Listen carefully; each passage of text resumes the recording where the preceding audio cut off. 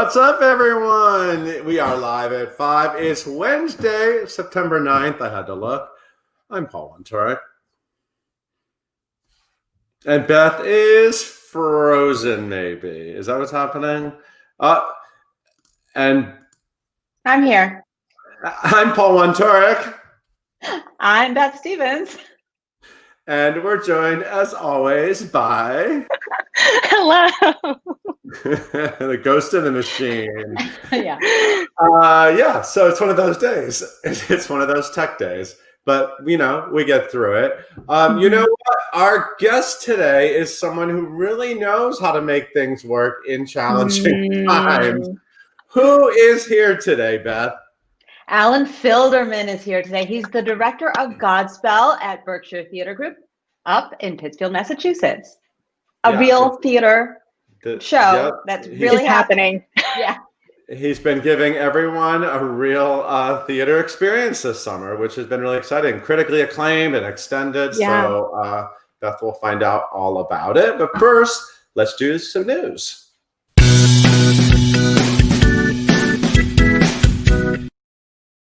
So we start today with an obituary, but someone who lived a very full and fantastic life, both in the Broadway world and the Hollywood world. Ron Harwood, Oscar-winning and Tony-nominated writer, died at 85 years old in his Sussex home. He was British, but born in South Africa, and he won an Oscar for The Pianist. That movie with Adrian Brody, right? That was a big hit, that was a big hit. But he's most known in the theater world probably for his play The Dresser, which got a 1982 Tony nomination, and it was also a movie and a TV movie. He also had a play called Taking Sides, Quartet, Taking Tea with Stalin, Ivanov, The Ordeal of Gilbert Penfold. I don't know that one. He's done a lot. But he did win an Oscar, and he also was nominated for additional Oscars for The Dresser and for The Diving Bell and the Butterfly, which was a critically acclaimed film. Not as well known as Australia. Did you ever see Australia, Beth? I didn't, but it has a fabulous cast. Yeah, it was the Baz Luhrmann film with Hugh Jackman and Nicole Kidman and Polanski's Oliver Twist. Anyway, he's a great, fantastic writer, and rest in peace, Ron Harwood. Okay, we're going to move on to something a little more lighthearted, which is a Christmas show. Now, this is online because everything's virtual. It's Betsy, well, except for Alan Filderman, but we'll get to that. It's Betsy Wolfe starring in a new Christmas musical called Estella Scrooge. There she is, Betsy Wolfe. This is a new musical by John Caird and Paul Gordon. Tony nominee Paul Gordon, Tony winner John Caird. Estella Scrooge is a retelling of A Christmas Carol. It's a Christmas Carol with a twist. And it listen to this cast. Clifton Duncan will play Philip Nickleby, which John Caird knows about the Nicklebys, shall we say. Patrick Page as Mr. Myrtle, Carolee Carmela as Marla Havisham, and Danny Burstein as Ebenezer Scrooge. There he is. Tony nominee Danny Burstein with Megan McGinnis, Lauren Patton, Phoenix Best, and many more. So this will be streaming. We will have full dates and everything, but the cast is already starting with their, taping. So something to look forward to. Holiday season. Also, I'm sure, Beth, I know you always ask me about Olaf's origin story. I can't help myself. Adorable Olaf, the snowman in Frozen. And now Josh Gad will help us learn the story of Olaf in Once Upon a Snowman. It's an animated short. It'll be on Disney Plus, and it is premiering October 23rd. And that's really all there is to say, but I know you're going to want to watch it. Yeah, because I'm always asking you. Moving on, for more online fun, Irish Rep has announced their fall 2020 season. It's all digital, and listen to this. It's Geraldine Hughes' solo show Belfast Blues, directed by Carol Kane. Yes, that Carol Kane. Give Me Your Hand, performed by Dermot Crowley and Derblin Malloy in October. And O'Neill's A Touch of the Poet, directed by Kieran O'Reilly. And On Beckett / In Screen, and this is an exploration of Samuel Beckett's work by Tony winner Bill Irwin, and then A Child's Christmas in Wales, of course, written by Dylan Thomas and directed and adapted by the one and only Irish Rep's Charlotte Moore. So look for all of that on the Irish Rep website. Cool. Well, we're going to get to today's guest in just a moment. We're going to learn all about how to produce theater in these trying times. But first, we want to give you a little bit of history. So let's do Today in Broadway. Da-da, da-da, da-da, da-da. So Beth, you and I are always talking about long-running shows. It's a thing. Yes. The list of long-running shows is, now it's weird because it's on pause, but of course, Phantom of the Opera, the top three, Phantom of the Opera is number one by a lot. And then number two is Chicago, the revival of Chicago, and The Lion King is number three. So we're living in a time where a lot of shows run for a long time. That wasn't always the case. So back in 1970, I'm going to take everyone back to 1970. In 1970, the reigning musical, longest running musical, was My Fair Lady. It was look at that snap. It was a big hit. It closed in 1962, but 8 years later, it was still the longest running musical. It was not, however, the longest running show because, when you look at those statistics back then, there were these two plays, Life with Father, my voice cracked on that, Life with Father and Tobacco Road, right? You always heard about those two plays. They ran like forever. Plays don't run that long now, although maybe Harry Potter might. Well, like The Mousetrap, right? Like that. Yeah, right, sure, in London. So so My Fair Lady was actually number three, longest run, but it was the longest running musical. But then came Hello, Dolly. Hello, Dolly. Huge smash, huge, everyone knew about Hello, Dolly. I just want to sort of give a quick history to Hello, Dolly. Of course, it started with the great Carol Channing, and there she is. And we're going to see a lot of photos right now of ladies on staircases, because I know you like those.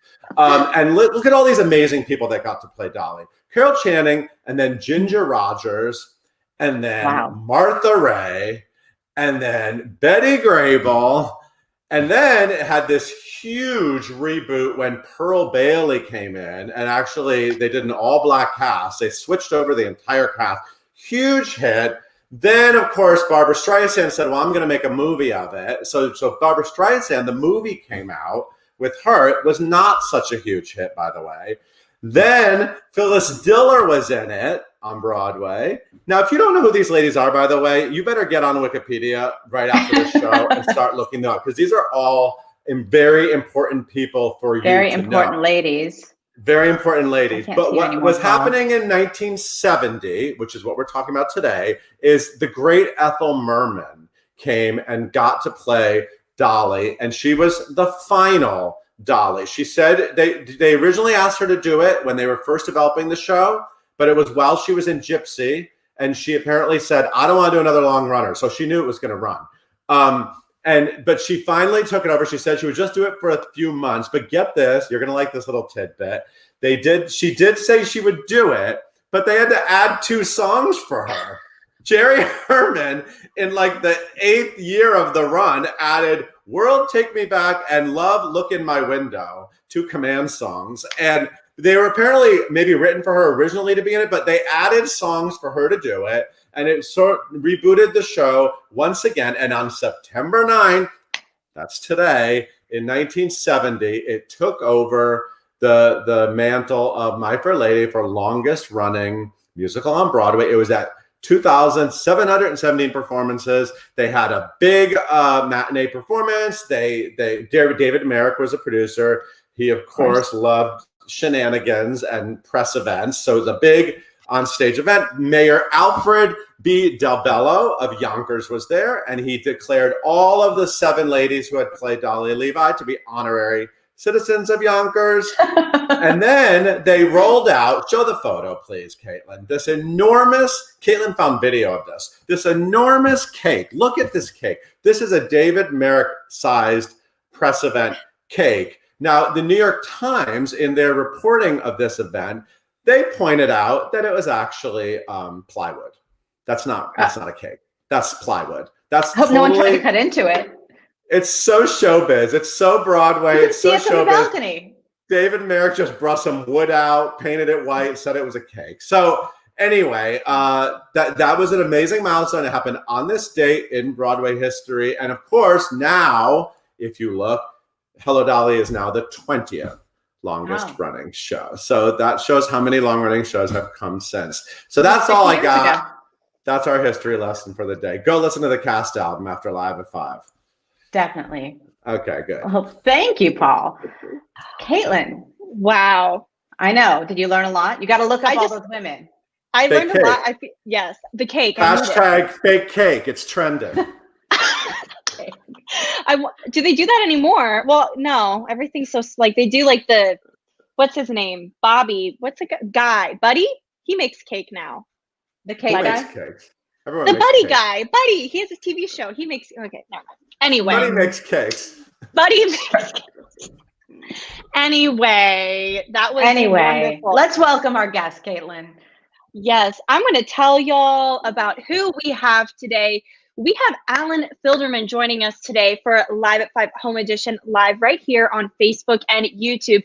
He is a director of many things, but currently he is directing like something that is actually happening in front of people, an outdoor production of Godspell happening up at the Berkshire Theatre Group. And it just got extended. It's running until September 20th now. So if you're in the area, be sure to check it out.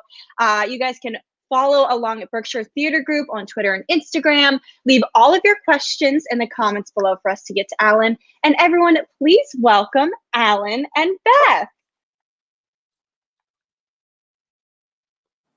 I'm here and I am praying. I moved my iPad closer to my router and I'm praying that this works. Me too. I'm also having some tech difficulties, so keep your eyes on us. If I just start to look off into space, that might happen. But Alan, welcome. Hi. Hi. So tell us all about what it was like for you to have the only professional theater show running in this country. It was, I actually, during the process, I completely put it out of my head. We started rehearsals and people were already asking me for interviews. And everybody would say in the interview, are you aware that the entire country is watching you? Are you aware that you're creating history in the American theater? And I'd be going, So someone said, are you feeling nervous that the entire country is watching you? And I said, well, I wasn't until now. So we had 2 weeks to put it up from the Wait, 2 weeks of rehearsal? 2 weeks. So from the first get together, from the first meet and greet to the first public performance was 2 weeks. So see, I had to use my fingers. So I couldn't let any noise in. I couldn't be thinking about, oh, we're the only ones. I couldn't be thinking that kind of stuff. I would have gone crazy. So I simply shut out the noise, put up the show. And then afterwards, well, I have to say, on opening night, when I'm sitting there and Ben Brantley is sitting right over there, that's when it started to hit me. That's when all of a sudden I was like, oh, wait a minute. This is an event. And it's a serious event. And then it all started to kick in and leave me in a little bit of a state of shock. And I've been trying to take it all in. But what was important to me was getting a really good show up in 2 weeks. That's all that really mattered to me. So you had to deal with a lot of restrictions. I just want to sort of categorize a little bit of that and talk about how your vision for the show changed from maybe before you even started casting it to dealing with equities rules. It was. I was asked to direct a show a year ago. So I was going to be doing Godspell at the Berkshire Theatre Group. It was going to be, let's face it, just another production of Godspell. I'm changing colors a lot because I'm sitting in front of my television to try and get some lighting. Sorry. I think it's very fancy. Okay, good. So it was just, let's face it was just going to be another production of Godspell at a regional theater. This is also my professional directing debut. I've been a casting director for 35 years, so I was going to sneak in and do this little production of Godspell at a regional theater and just make sure that I knew how to direct and that I was good at this. And my thought process always at the beginning was, it's going to take place here and now. I wanted it to not be in the 70s. I wanted to not be hippies running through Central Park. So it was always going to be taking place in the here and now. Then everything hit. And so I adjusted my concept and my thinking on a daily basis, because we were doing it, we weren't doing it. We were doing it with masks, we weren't doing it at all. We were doing it with face guards, we weren't doing it at all. So it was, all right, just adapt. And so when it finally turned out that it was really happening and that it was going to be the only live theater in the country, I felt it was really important to create a new opening. That's the biggest difference in this production, is that Tower of Babel, Mr. Schwartz allowed us to cut Tower of Babel, and I created a whole new opening that is the actors as themselves stepping forward and telling their personal story of what their lives have been like during COVID.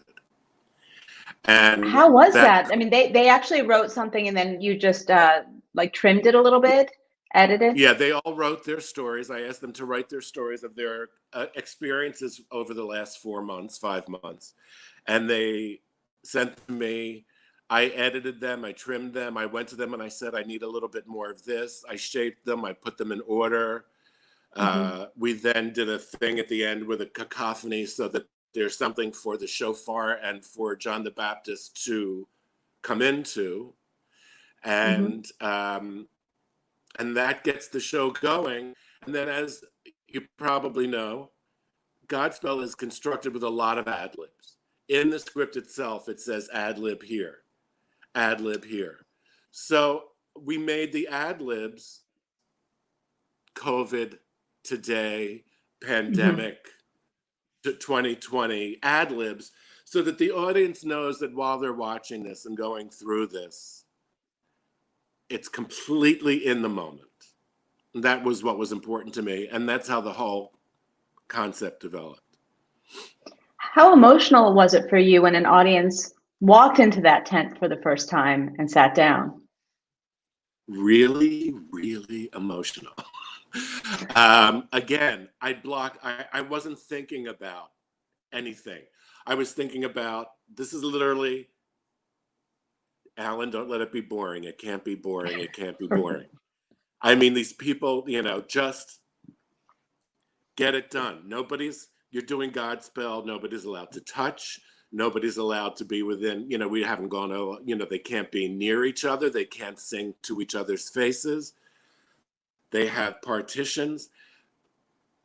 Find a way to make this not, all I care about is not boring an audience. I love to make people laugh. I love to make people cry. And if people get angry, whatever, just don't bore them. So that's all I was thinking about. Then it's opening night, and our hostess says, ladies and gentlemen, the cast of Godspell, and the cast walks out on stage and the audience breaks into this enormous ovation. And that was it for me. I lost it. It hit me for the first time that this was happening. It was opening night. The audience was screaming, cheering this group of people. Ben Brantley was 3 feet from me. It all hit really hard. When the shutdown happened, you have some feisty women up there in the Berkshires with Julianne Boyd, a Barrington Stage Company, and Kate McGuire, Berkshire Theatre Group, saying, no, we're going to do this. We're going to try and have a real show, at first inside, and then I guess it got moved outside during the process. Was there ever a point we where were always going to be out? As soon as we knew we were doing a pandemic production, we knew it was outside. So you were in the parking lot, is that right? Yes, exactly. A huge tent was built in a parking lot. And so not only were you dealing with all of the restrictions, but you were dealing with outdoor theater and the. Yes, you froze, but I'm going to go, and I'm going to keep talking anyway. We had the best weather. I thought this is going to be a nightmare being outside, and we had a deluge the first rehearsal, and it didn't rain. It didn't rain once more during rehearsals or the first couple weeks of performances. It didn't rain until the day that Stephen Schwartz was supposed to come see the show, and we had to cancel the show. That's par for the course. So, so this whole thing really comes down to the fact that when equity to all the country, Kate McGuire said, "Really? No, I'm not accepting a no." And she and Julie Boyd knew that we were in Berkshire County. There were practically like 0 cases of COVID in Berkshire County. Mm-hmm. And that there was no reason why we can't do live theater. So instead of saying no, okay, no, Kate McGuire said, "We're fighting this." And I just have to flip something here on my screen. Okay, good. And it was a back and forth with equity and with the state of Massachusetts that was unbelievable, because literally day to day, it was, we're off, we can't, next day, glimmer of hope, next day, we're on, next day, wow, we're not. It was every day. And my choreographer, Jerry McIntyre, who is really so gigantically responsible for the final product, I'm not going to kid anybody. We were on the phone every day, and we didn't know how to handle this emotionally, crying, laughing, ready to go to work, resigned that it wasn't going to happen. It was quite the process. But yes, what Kate an emotional McGuire roller coaster. Fought, and she got it done. Look, I mean, we opened. We passed our original closing date. We're in our extension. No one has gotten sick. Everybody's safe. And the cast has been quarantining together for a long time now. Yes, I thank God they love each other, because these people live together in a big house. They rehearse together, they perform together, and they're really not allowed to see anybody outside of their bubble. So they don't have friends and family visiting. After the show opened and I was no longer in their bubble, I had to just wave from afar. I was never allowed to spend time with the cast again. They're very isolated, and thank God they live in a very nice house. They're very comfortable, and they love each other because they're all that they have. All right, we're going to take some questions from the world, but first, I want to ask you, since you've been a casting director for so long, how you think this is changing the audition process. Well, you know, it's been slowly coming over the years that people have started to go and tape for theater. It's actually been quite a long time where as soon as the technology happened, people were starting to say, "I'm out of town, can I go on tape?" And it started with the answer was no for years. Then all of a sudden it was like, why are we saying no? We can get tapes from people who are out of town and add them into the pool. And now that's what we've got now, and probably will for a while. So it's just a matter of us as casting directors and directors being able to look at these tapes and really learn what we need to learn from them. Nothing will ever replace an actor being in the room, hearing their voice live, seeing their whole bodies, learning their body language, seeing how they relate to people. That's a significant loss. But as long as we've got something, we're going to have to go with that something, and that's people in their living room. Like now, if I broke into song, and you all would want to kill yourselves, but this is what we have to deal with now. All right, Caitlin, I know that people have questions because everybody's talking about Godspell. So let us know Are there really if we can take.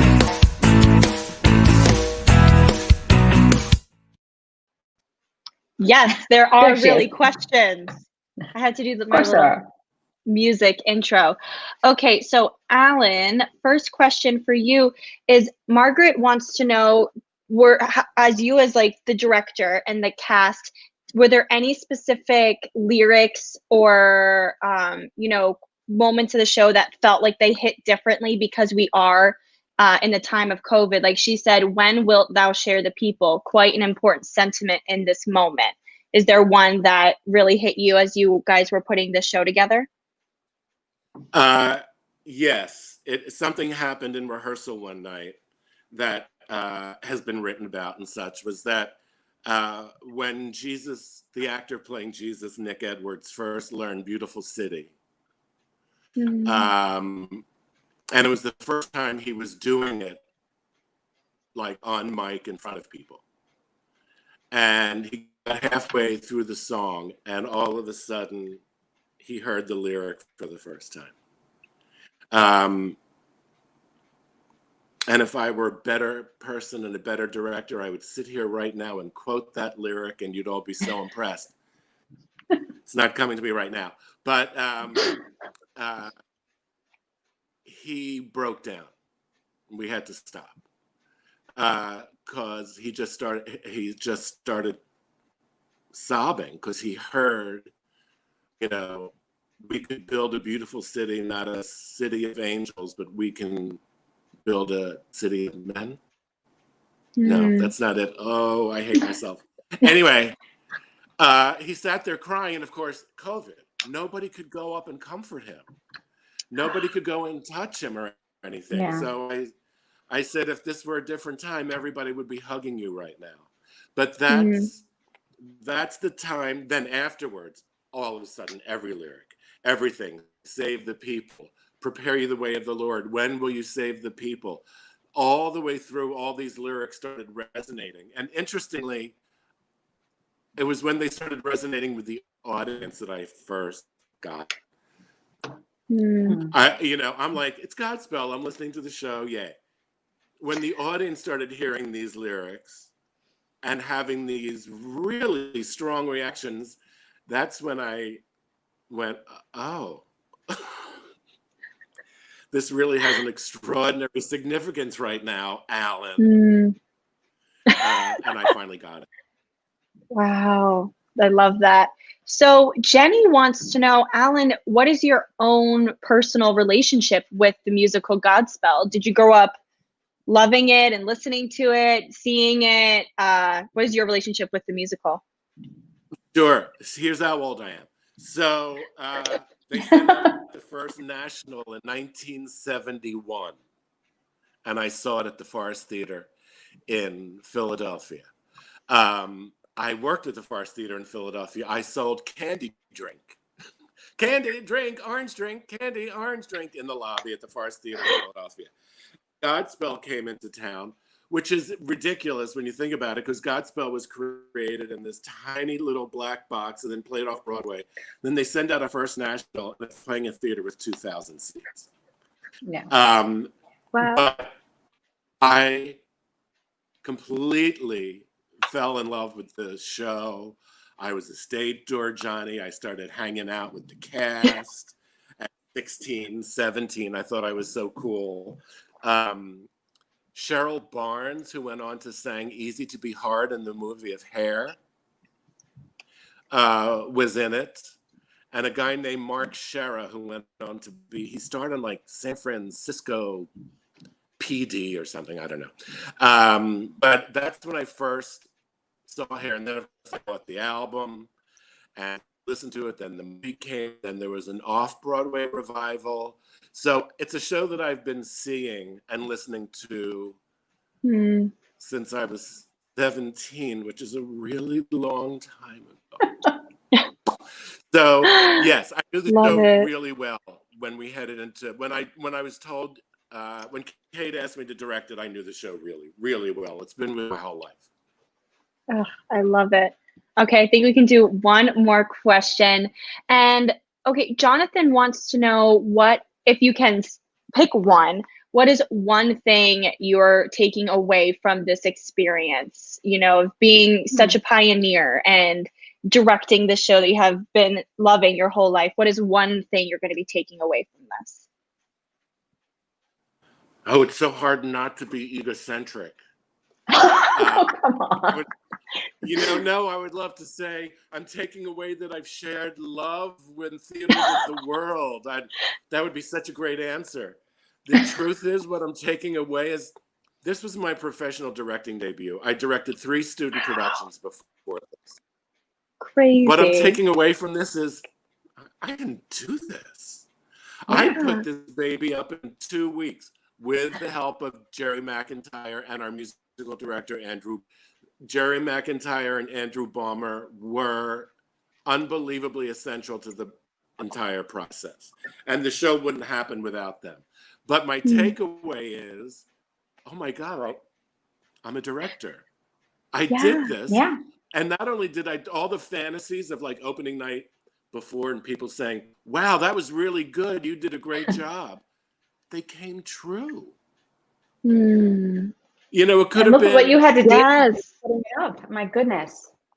I mean, people could have come up to me and gone, that was good, and walked away. I didn't know what was going to happen, and look at what happened. So my takeaway is that, oh my God, I think I'm a good director. Come on. So what do you want to do next, Alan? Shallow. I'm shallow. What show would you like to direct next? Because not every show lends itself to this kind of staging. I know. All right, I have a fantasy. My dream show, which I won't be able to do next for various reasons, is a show called Your Own Thing, which was an off-Broadway huge musical hit in 1968. It's a musical version of 12th Night. And it's a pop rock musical that I adore and has never been revived. Now, it would be the wrong thing to follow up Godspell with, because it's another pop rock musical, from like 1970. So it would be like, oh, is that all he can do? So that's not going to be what I do next. It is something. It is a show that's a show that I'm dying to do. And the show, my ultimate goal to be talented enough and good enough to direct is Sunday. But not I believe it. That's the ultimate. That's my I believe ultimate it. goal. It's the greatest musical ever written besides Follies. Follies is the greatest musical ever written, but I'm never directing that. We're not going to argue with you about never that. Say never. Never say never. Well, is what I'll say. But Sunday in the Park's my ultimate goal. We'll see what happens. I love it. Well, thank you Amazing. so much for joining us, Alan. If you have a chance, head up to Pittsfield, go to the parking lot of the Colonial Theater, and see Godspell. Like you will never see Godspell again, hopefully, and never in the past. Berkshire.org for tickets. Yes, There you go. definitely. Amazing. Right. Thank you. Caitlin, take us out, please. Gladly. Do I push a button or something? I'll take you out, Alan. I'll take you out. Thanks, Alan. Okay, great. Thank you guys so much for tuning in for another episode of Live at 5 Home Edition. You can follow along where we get your podcast by searching for hashtag Live at 5 and hitting that subscribe button.